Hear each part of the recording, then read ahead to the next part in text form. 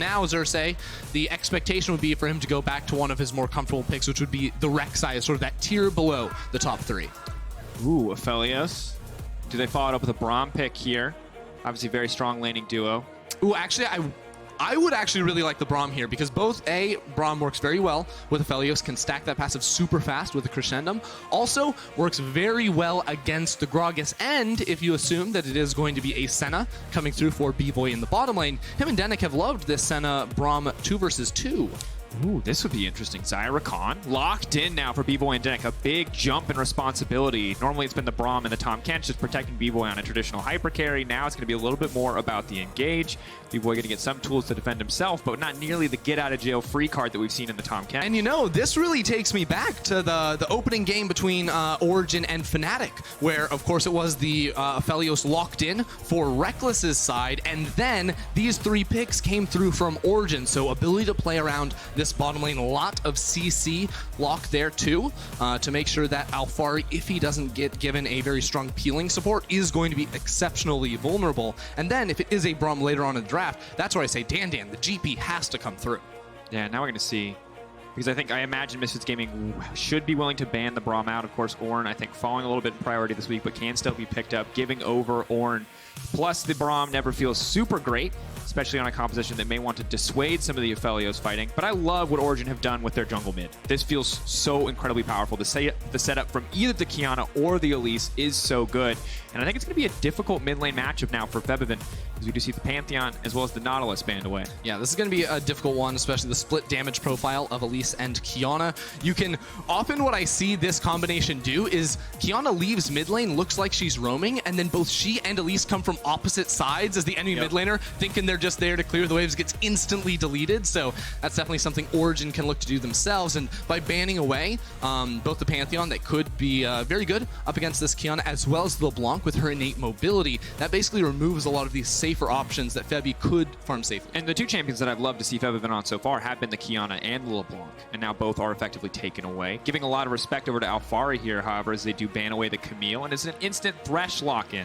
Yeah, so I think the Thresh is smarter than the Braum here. Primarily, Braum doesn't love the matchup up against the Rakan, and this Thresh, combined with the pick power of a Qiyana and a Elise as well, is going to give them a lot of tools to start fights come mid-game. Diana could be the option. Of course, with the Rod of Ages early, she will be quite tanky, a bit harder to burst down. Can offer some more bruisery items to survive the onslaught here. The Aatrox too, but the blind pick Aatrox means Alphari gets his pick of the litter in terms of optimal counter options here. Yeah, I'm a little surprised that they didn't want to go for the GP, but I think the Camille ban in the second phase sort of telegraphs that they do want to go for the Aatrox. That's been the consistent counter up top side. Have we traded one poison in the top lane for another poison? Can we never be free? 10-2? Come on. There we go. Okay, all right. Order's been restored. False alarm. League of Legends is still being played, not that other game where Sona and Soraka go in the top lane. I was League of Legends is safe. Okay, bring We're saved. Bring me back. All right. Here's the deal. There's a lot of different moving pieces in this game. I think Misfits have tons of dive options. We're talking AoE effects with Diana's new ultimate, coming around on a flank too with a Gragas or an Aatrox. They have so many ways to access Alphari's Aphelios, or upsets Aphelios in the backlines can definitely give him a really, really tough time. And that's where I think Origen are less focused on finding pure team fights and much more about looking for picks, activating this Mordekaiser in the top lane as well. That's the one. Alphari's throwing me for a loop here. No, Alphari too, look for 1v1s against the Diana as well as the Aatrox in the top lane come these later phases when he can go into a side lane. And unlike our last game, it's not as clear as one team wants to go forward and one team wants to go backwards, because while clearly we want to see some dive from the side of Misfits, there's not as many peeling tools on the side of OG as we might expect, but definitely 2 very powerful compositions. Have to see how the bot lane plays out as we finally get to see Misfits try their hand at the Xayah Rakan, something I'd love to see for B-Boy and Denik. Will they have the coordination necessary as we get ready? Get into our 4th game of the day, Origen versus Misfits.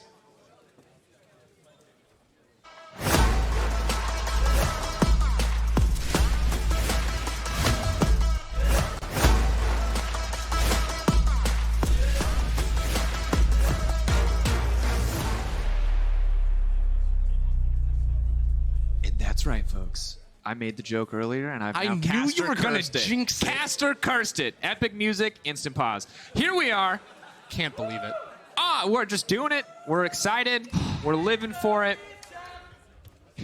Wait a second. That's true. That's you, Ender Weird Champ. That's me. I know what's happening in chat right now. You need to legally change your name. Christy Frierson is dead. Long live Ender Weird Champ.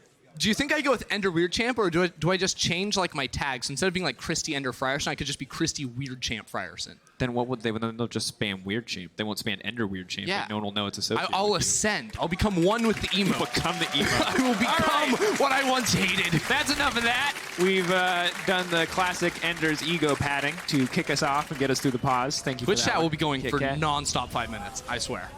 They're good at it. All right. I'm just saying. Thank you for your contributions to You're society, welcome. Ender. You're very much appreciated. Just mind controlling all of them right now. All right, here we go. I guess I just want to hear you talk more because I'm going to ask questions about the jungle because Gragas Elise is very interesting. We've got two AP junglers, and now I want to because immediately I think Kiana Elise kill.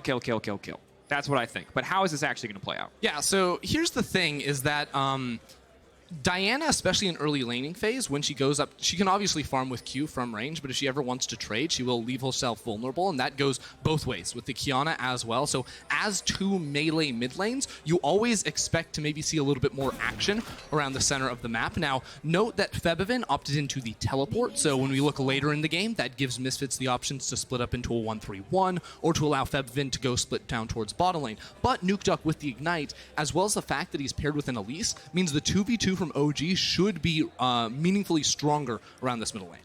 But of course, we get later and later, the value of the Gragas will increase, the value of Elise will in turn decrease. So a lot of eyes on the OG early game now, as Razork will get the gank here. And it looks like a lonely start for Xerxes. But I like this. Get willing to give up lane priority so that Upset and Destiny can be comfortable here. Walking with the Calibrum, the extra range as well, just to ensure that they can just start to bully out, deny the generally powerful Zyra. Rakan level 1, hit that level 2 first, which is incredibly crucial for both of these champions on the OG side. Yeah, and if you, as the Thresh in this matchup, you can just walk up freely, like with a flay, something like that, especially when level 2 comes around. Like, trades look real good. Hey, auto. There it is. It's only going to get better too as the level 2 and the Aphelios abilities become unlocked. Yeah, and something we see a lot, actually, I think, from Mickey X when he plays the Rakan into this matchup is he starts with level E, like we saw Denik do here, and he tries to use the extra range he has to auto-attack harass early on in the laning phase, and then sort of dash back, get the shield, and block a lot of damage. But because Thresh actually has range himself with his Lantern there, too, it means that he can't really have that same effect. Ooh, and now they're just going to get bullied. And of course, Elise is on the bottom side as well. Gragas can't really afford to make a counterplay if he gets caught out. He definitely loses the 1v1. And Destiny already comfortable enough to just start fishing for these hooks. Check this out. Xerxes knows that Febiven walked topside to place a ward, and now is coming in at a really unique angle. Febiven should not expect this, and his lane is slightly pushed away from him. So to step up to farm is dangerous, and his Q, he can't land every last hit with just Q. Waterblade equipped, though, for Nukeduck kind of telegraphs the gank. All right. And for those keeping up on the Nukeduck Champion Ocean narrative, one of my personal favorites, this is the first time he's played Kiana, so another pick into the Ocean. But as a first-time Kiana, he may have given away a little bit too soon that Waterblade was the option there. Ooh. Solid knock up there on the bottom side. All right, none of this too crazy consequential. We see bot lane doing well in push. We see mid lane basically even, and we see top lane getting hard push. So OG generally seem to be coming out on top in a lot of these early game exchanges. Not too surprising when you compare the Gragas to the Elise, but gotta hope to see Razork get something done here in a few minutes. Yeah, well, bot lane is going to be the target for him for sure, because as you can see, OG's duo has pushed up pretty substantially, and he should know Xerxes walked top lane because he split straight through that middle lane. So smart of Upset and Destiny to back away right now because the lane was in a bit of a tough position, and I'm honestly surprised to see Razork not really want to go for anything. Not opting to commit, not wanting to try anything. Of course, if you do try to force and it turns against you, very disastrous. Aphelios will snowball very quickly out of control. Maybe wants to wait till the level 6 is under his belt, but it does mean that the rest of his lanes will suffer a certain degree as how far it remains uncontested on top. This is a big win for OG. Not just the CS being denied in top lane, but also if we pan down to bot lane very quickly, even though Upset went for a quick recall, he hasn't really been denied that many minions. I think maybe 2 or 3 melee minions in the front line, so he's going to come back with an extra Doran's Blade now and be able to pick up this entire minion wave. You can see he's only only down 7 CS right now. Connection to B-Boy. Oh, The no. follow-up is there. Upset can look to get the snare. A lot of members going to be slowed there by the onslaught, but they're not going to fully commit to the play. Well, that's big as well, because delaying the reset now from B-Boy and Denick means that Upset got that recall off completely for free. He's going to have this wave cleared before they actually go back, so now minions are going to be able to be denied. I feel like Destiny should have just pushed that button a little bit sooner, but Yep. now Xerxes here as well. They could try to play for extra plates if they want to get aggressive, but it looks like they're just happy to keep taking very favorable recalls. Should be able to deny at least 3 or 4 creeps here, as they will be moving into the tower uncontested. Yeah, so Upset just going to place his control ward, I believe. Not actually clear away the vision, because he wants to get his base off with a lot of time on his hands, because he doesn't want to get denied anything on the other side, and I think that's correct. And we were arguing about B-Boy yesterday. One of the things that we talked about was his laning stats being very underwhelming. Now I was like, ooh, team fighting damage looking a lot better. We're not in the team fighting stage. We're at the laning stage, and you can already see that due to Upset's kind of just superior wave control, he is being denied a decent amount of CS, is being forced to back and lose experience. And it is something you can do. Go for these very early recalls, especially when your jungler's not on your side of the map, knowing that the wave's going to push back in towards your side, and you effectively lose nothing for that trade. And now, with yet another recall, the wave is going to stack up and push in towards his side again. So as long as B-Boy or Denick primarily isn't able to use that pressure with the wave pushing to get a roam and invade the enemy jungle or anything like that, there's really not much of a cost to this. No. Upset, though, has to be careful. Denick not going to take the bait. Destiny will come out, though, but they were able to lay down a lot of vision control around that mid lane.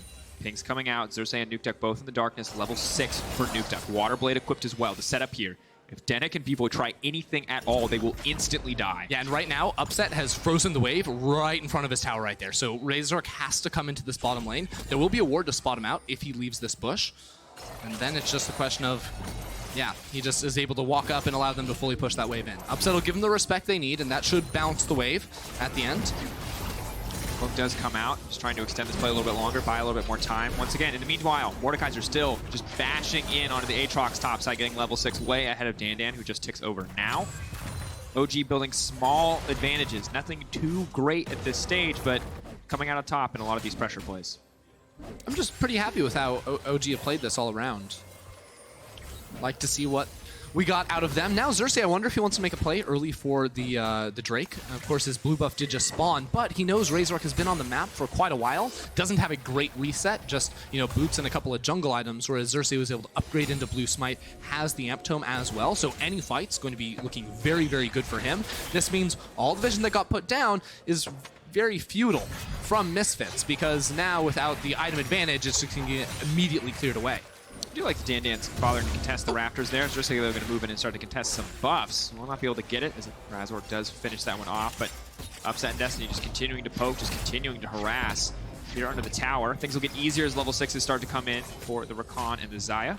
This is the type of a game where top lane feels so relevant, right? Like, they're not going to see any ganks there anytime soon, it doesn't feel like. I would honestly just tell my top laners, like, hey, Dandan, go farm my Grump. Hey, Alfari, go farm my Krugs. You know, in between minion waves here, just let them get some more experience, because those camps are kind of so far removed from where the action is happening, which is the posturing around bottom lane and the trying to fix some of those lane states. They both just whiffed like 4 skills back to back. You know?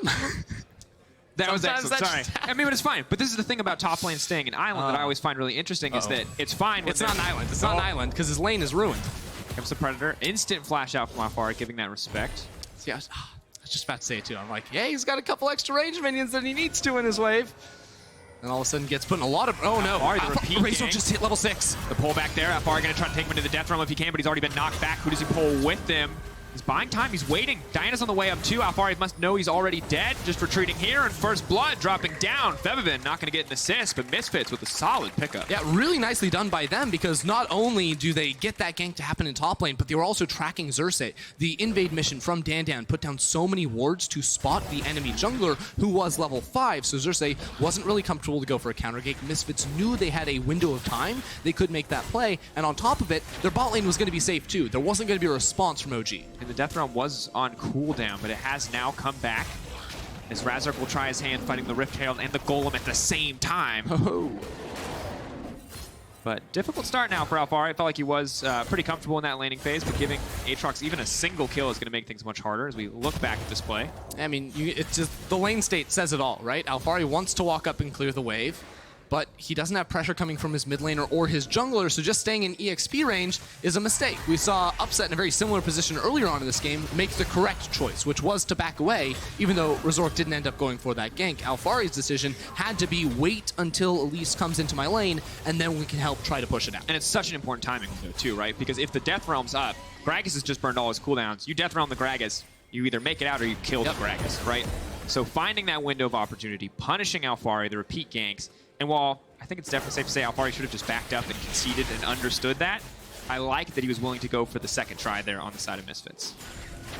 However, as we look ahead, 10 minutes into the game, and this is a very different game than what we saw yesterday for Misfits. Obviously, Misfits Gaming playing versus Schalke. It was catastrophically one-sided. It was a Misfits highlight reel. If there was ever a time to have faith in Misfits, that was the time. The question is, are they going to be able to do the same thing against Origen today? I imagine a much closer game. So Razork does manage to get away from the Cocoon. Yeah, Razork was like, oh, there's a ward over this wall. Maybe I'm in a little bit of trouble. But yeah, Misfits were absolutely popping yesterday. Obviously, difference there in the competition. With OG in this one too, so taking things a little bit slower, but already seeing them edging out a bit of an early lead is a very good sign for them. Now the challenge is going to be, can they continue to dominate or to push this lead forward? Because right now they have centered a lot of their vision success around the top lane, putting deep wards in the side of Xerxes' jungle, and now assuming that Xerxes is not actually on the map, they're just going to start at this Herald. Took the waiting. Obviously, an excellent position for Kiana to fight. Everyone's coming up here. Destiny on the way. They might give up the Herald, but they might just fish for the fight. Razork grabs that one, and they will back off. So OG punished a little bit here for playing slower. We do see the Umbral Glaive now come out from Nukeduck. He's very focused on clearing division, but OG actually falling behind. I do think the Umbral Glaive is going to be really big here for OG. Just the ability to continue to deny vision when you have an Elise, a Kiana, a Thresh on your team. This is going to mean that playing around objectives looks really good for OG when they're able to push out their waves, get vision in the enemy jungle, and then you have to face check them. Don't worry, observers. We did see. Then it did completely miss that control ward. I didn't see that. You walked through. I could be a pro player. They followed him for a good 20 seconds. I feel like we got to talk about it. But there it is. Oh, God. That item is incredibly strong. Obviously sacrificing a lot of combat power, but just instantly sweeping. Well, it's also the fact, not just being able to reveal wards, but when someone wards over a wall and you just bop it with one auto and it's just instantly gone. And then they're like, okay, wait 5 seconds. They place again. You hit it again. Then they have no wards left and they're just perma-tilted for the rest of the game. Oh, I see. So the mental warfare. Oh, it's mental warfare for sure. Should be listed on in the stats section. That's what balances it out. All right, well, the worst ambush of all time is what we're witnessing right now. Because it has been spotted out. Well, they don't know Razork's here. Now they know. Ooh, but now Destiny and Upset are stepping forward. Good hook, trying to fake Denik into thinking that he was the target. Razork must feel pretty comfortable with the knockback. Is there instantly the charm to follow, but now they can pull it out, but he can't click it fast enough. The lantern is not going to work. Clean execution. Bevman now chasing down Nukeduck. That was just nasty. That's the second game in a row we've just had a beautiful cask with no CC setup whatsoever to punish Upset. And now they're spawning the Herald. Notice they're spawning it late here. So they're going to break 2 plates themselves because, of course, the resistances do increase as you take each consecutive plate. But the Rift Herald does true damage. So you drop it later on and you instantly destroy the tower. That's so much gold for B-Boy. And I got to say, Razork at the start of the week, we were looking back on his past weeks, a lot of bad plays.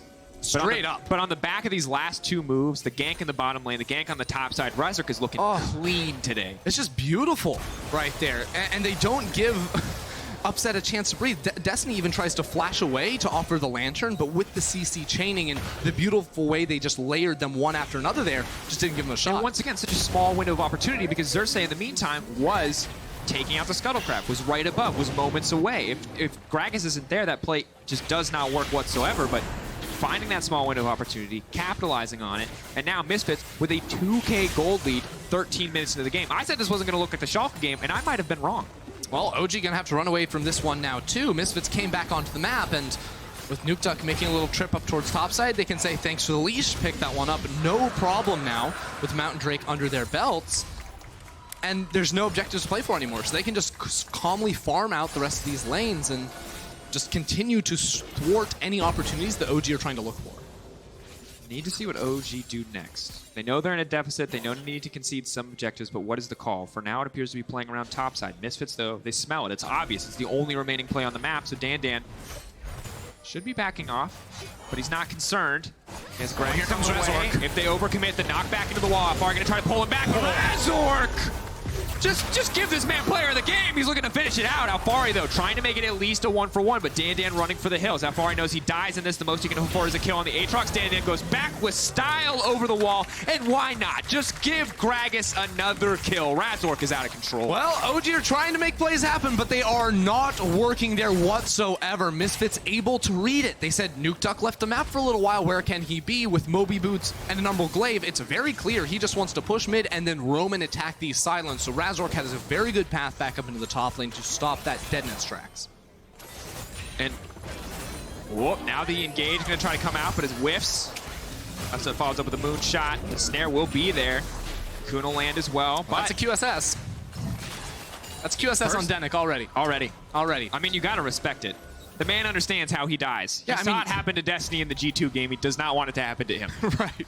Just look at OG's comp. All they have are pick tools, and they try to use it here. But again, Nuke Duck's so much faster than Xerxes that this is a 2 versus 1 at the start, and that quickly turns around with both a teleport and Razork coming on in. And just excellent use of the third Q on the Dark Blade there from Dan. As he's getting stunned, as he's getting locked up, gives him a ton of healing, mitigates a lot of that burst damage. And this is really just style points. The fade away, backwards Darkened Blade as you watch your opposing top laner die. Feels bad, man. Also interesting that Alfari went for the Rylays here. Usually we'll see them go for more, fighting spell. They get a Leandries themselves for more damage. Maybe it would have helped him in that situation. Here's my question, Ender. Ask me. We're 16 minutes in. 3K, 1 tower, 1 dragon. All in favor of Misfits. We'll hold that thought. The play now coming in. Nuke Duck trying to finish this one off, but Fev have been quite tanky. And sadly, all that lethality not amounting to much. All the extra health from Fev have been keeping him alive. Yeah. What's the question? Do you believe in Misfits yet? I mean, I really like their odds in this game. I think they have the much easier to execute team composition. Like, they are built to team fight through and through, and while OG do have good tools themselves, it's okay. That's a golf clap. You can't hear that at home, but I'm golf clapping. Good job, Alfari. My soul just drains whenever someone steals 100 gold in your favor. I mean, it's 2 top laners and fighting 12 over experience. It's the jungle. Aw. Those numbers are so low. Not the 100 gold, but the 12. It hurts. All right. Now it's the... Wow. There you go. Well timed. Team. Yeah, see, I thought you were going to ask me, is it a problem that Gragas has all 4 of his team's kills? I'm going to say no. Yeah, I was honestly going to say no. I'm like, he's got the double pen right now. None of the experience, but all the money. Razork stepping up. Xerxes thinks he has the flank, but there's 3 people here. Now Secret Agent Xerxes is going to try to escape. Or is he? It's the long con. It's Ocean's 11. The cocoon is landed. They want to find the follow-up. They're just going to force a flash. Yep. Merc Treads Rush out of Febby. Means he can get out of that one, no problem. Upset. Oh my. E-boy. Follow-up stun is there. Instantly going to be able to transform weapons. Burnham is there, and Denick debating if he wants to go forward. Oh, we'll back off, but... Okay, it's time OG need to make a play on Rift Herald right now. They have mid prio, they have top prio. Fevin was just seen taking a reset off the map, lost his flash as well, so this is a very good opportunity for them. Notice, though, Dan has teleport and has a ward to flank over on the side here, so things go really bad for OG if they get clumped up as 5. And Hook's down now. Deep TP. Feels like he can come closer. Upset. Death Realm has come out on a B-Boy. He's isolated the 80 carry. Alfari's looking to turn this game back. Does not matter. What goes up must come down, and B-Boy now set to fall, but Alfari's still just going to back off. Ulti comes in. The splash away. The whiff. The miss. The lantern still there, though. Upset going to try to make his way out of this one. Knocked back by the cask. Will make it out to safety. A messy fight. Alfari with no ult.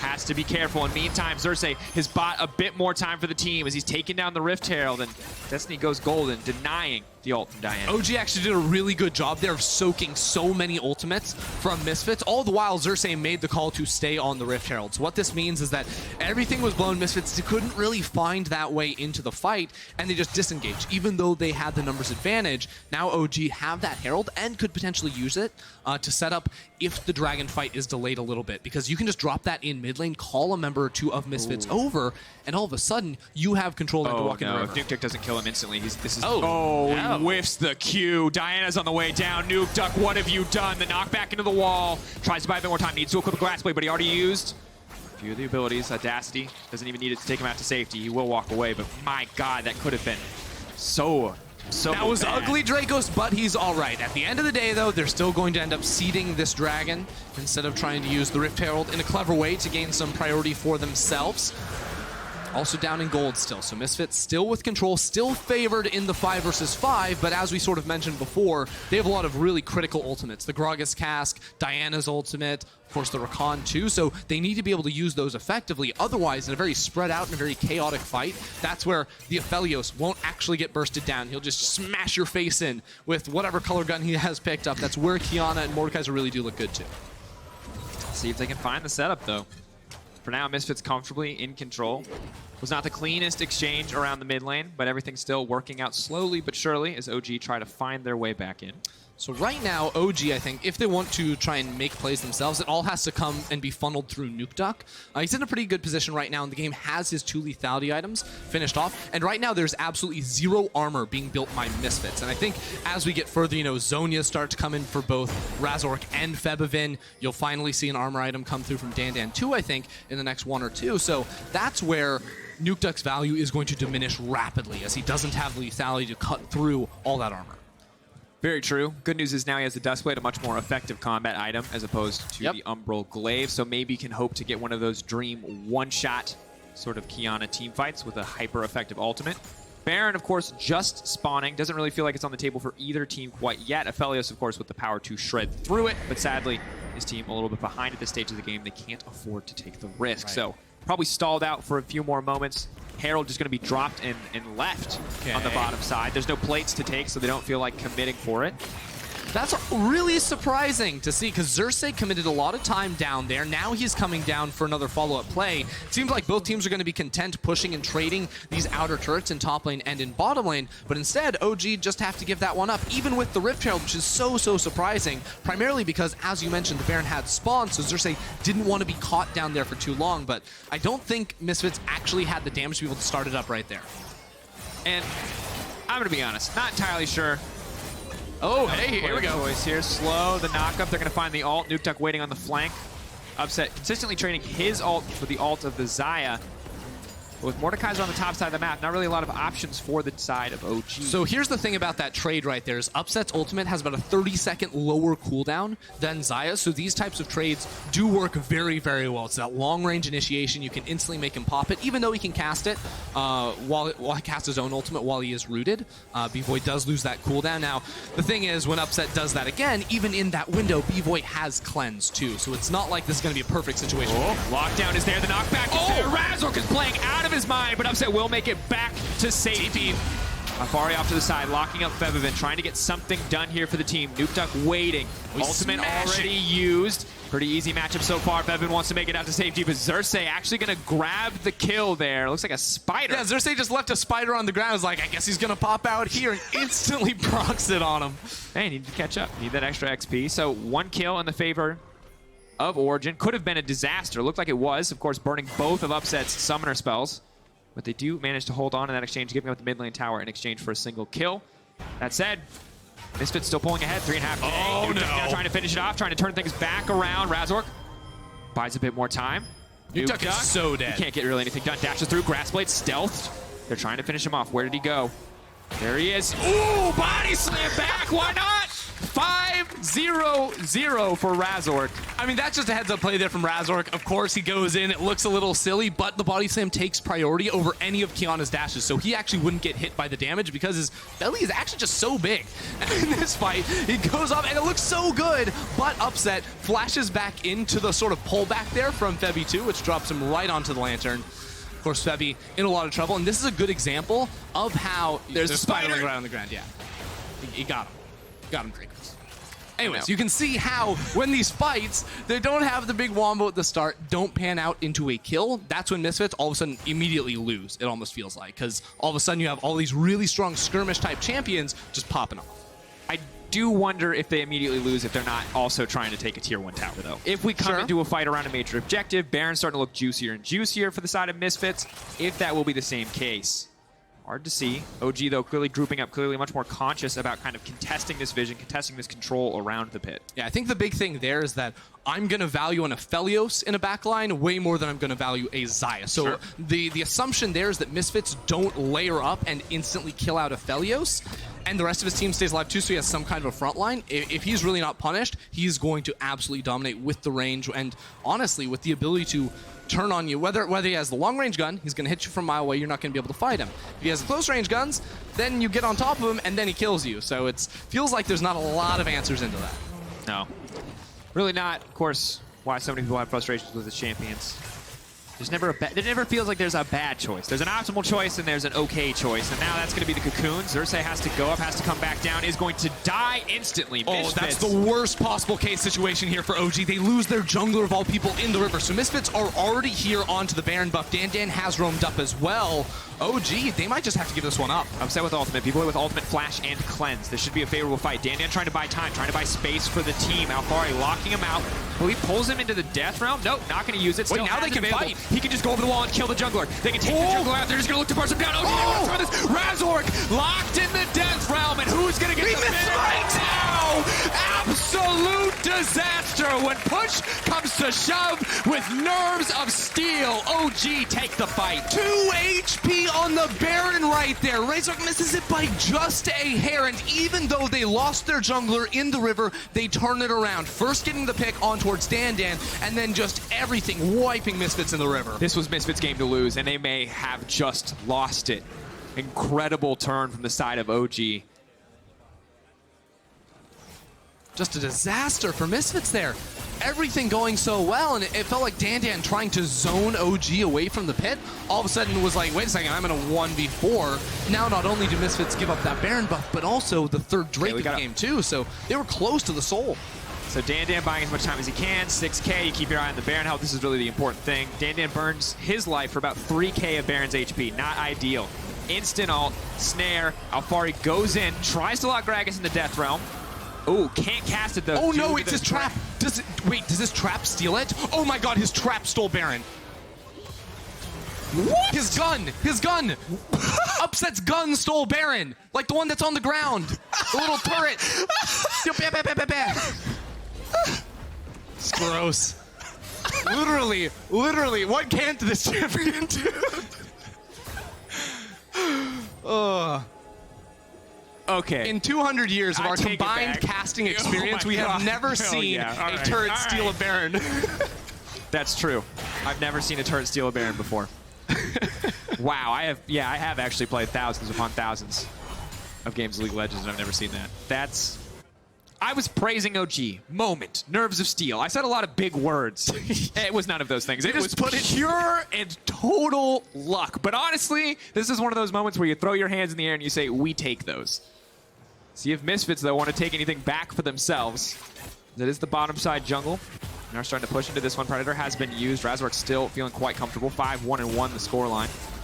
Can't forget Misfits still very strong, built for the team fight. They now have Shirelius too from Denick, so target access, the big problem for them, or the big goal for them rather, is to find Upset in these fights so he doesn't steal buffs anymore. And now that's going to help them get into that fight. But actually in the replay, while we were focused on that turret, a big deal was Denick trying to find a flank, just got randomly hit by the Kiana ult as it was like going around the wall. Like he wasn't even the target for it, but he got zoned away, so his CC was not relevant in any sort of turn there from Misfits as well. So that was the worst case situation for Misfits, where they were low from Baron, they weren't able to set up the fight properly like they would have wanted to. So this next fight should look much better for them. And this is the thing. This is the point in the game where now that OG have started to turn things back, that you start to look at what Misfits have done over the course of the game, and you go, Razork, I love that you were everywhere. I love that you were making plays. But now that OG are back in the game, I really wish those 5 kills were on some other players. Yeah, and it's going to be more of a problem, I think, once people start to build MR, because right now I don't think it's actually the end of the world, because with this sort of, AP, setup, he just one-shots a lot of people. If I'm being honest, like, his full combo will take Upset to 20% HP, and then it just takes a little love tap from B-Voy, and Upset's going to be in trouble. The problem does come, again, when abilities don't hit. And that's where you value the consistency of having the gold on someone like an AD carry on a Xayah. From 4K lead to being in a deficit, I mean, good composure from OG, finding the opportunity, but now for Misfits, has to be frustrating. For a relatively young team, all things considered, have to see if they can keep their composure, keep it together. Because they still have the potential to execute in these fights and just absolutely dominate, especially if they can, as you said, just kill Aphelios to start it off. The other thing we're going to be looking for in the fights is which target Alfari is using his ultimate on. We saw like in the pit right there, he was trying to get onto Razork. I actually think you could even try to isolate like a Rakan from a team fight or an Aatrox too, like any of these backline divers. The first one you think that's going to be big trouble for your team. Same can be said for Diana too. Deny her that big AoE team fight ultimate. Those are the sorts of targets that I think are going to be really big. Or at the same time, if you can pick off Razork before he's used his own ultimate, that's going to be a big deal. Actually so powerful. And it's good that you bring up Rakan because that's where the QSS first buy may look a little strange, but when you take into account but when you take into account that you're against you know, a Mordekaiser, it makes a lot more sense, and it means that that's kind of a guaranteed engage, guaranteed disruption on the side of the Rakan. Same cannot be said for the likes of B-Boy, for the likes of Febvin. The options aren't that quite as clear there to stop the Death Realm from coming through. So OG, they have a lot of firepower, especially if we look at the two mid laners. I think it's a pretty substantial lead for Nukeduck over Febvin in terms of overall gold, reaching almost 2K, which is, I mean, lethality items are very cheap, so he's sort of springboarded ahead in that regard and is approaching his fourth now, just going for the full one-shot potential. But he can't really play side lane. Yes, he has Moby Boots, so he can get around the map very quickly, but for him, it's more about playing inside the enemy jungle, like he is now. Just chasing down Dan. And of course, with the Umbral Glaive, just knows that he has not been spotted. Have to keep your eyes on Upset's ultimate, however. Definitely one to watch, especially with Gravitum out. The long-range engage options are very much present for the side of OG. I like that Xerxes is going for the full damage build here. That's a Rabadon's coming. Yeah, wow. Rabadon's coming through. I feel like his clear objective is to just one-shot the enemy Xayah. But also not a ton of MR outside of the Tabby. Or not the Tabby, the Merc Treads. Yeah, not a bunch of resistances, in all honesty, on the side of Misfits. This is a very glass cannon game outside of, like, maybe Alfari up on the top side. Febvin locked up. Stun's going to come through. Going to hit a few more members of the team. Febvin now has to run for the hills, trying desperately to survive. Going to make it over the wall, but now it feels like OG get access to the pit. This should be their second dragon. Just about uncontested. Well played by the side of Nukeduck. As you said, springboarded back to the game. Now very, very good in the 1v1. Yeah, very close hook coming through from Destiny right there. That would have been the start to a fight because Febvin had gone back. Here we go! That's the fight that you wanted. Instantly they start to turn. Upset still uncontested on the backline, but it doesn't matter. 2 quick kills picked up. Baron is alive and well, and Febvin is on the hunt. The pullback, the damage coming in. Upset desperate to survive on this one. Backing off now. Diana grab that one. Misfits just going to barrel down the mid lane. They're going to get a lot off of this. Just throwing down the ult, trying to poke, trying to harass, trying to buy time. But Misfits are not being dissuaded. Oh, Upset was trying to clear away the minions, but it's not going to be fast enough. Misfits get the tower and get the inhibitor as well. There's still 30 seconds on the death timers of the rest of... Wait, you have to hit it still, guys. Okay.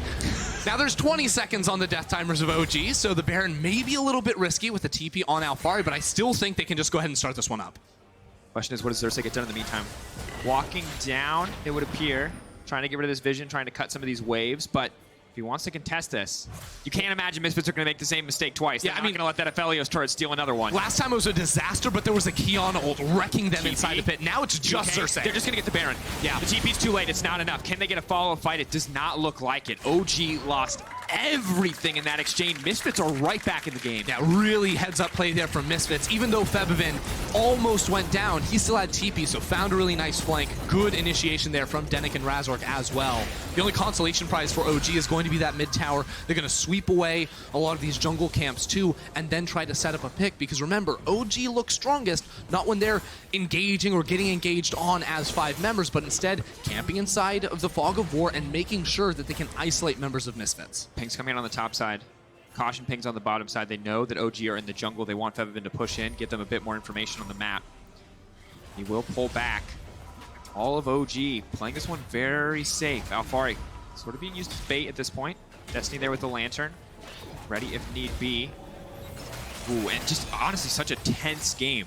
I feel like we expected both of the games that we saw so far, this game and the one before, the ones that we've cast centered, to be incredibly one-sided, and they've been so close. Yeah, I mean, Misfits doing a very good job here of keeping competitive and actually gaining a big lead over OG. Now just using that pressure through mid lane, pushing forward those super minions, and utilizing this TP from Dan to come into top with double cannon minions, so many range creeps as well. This push is going to try and knock down that inhibitor tower.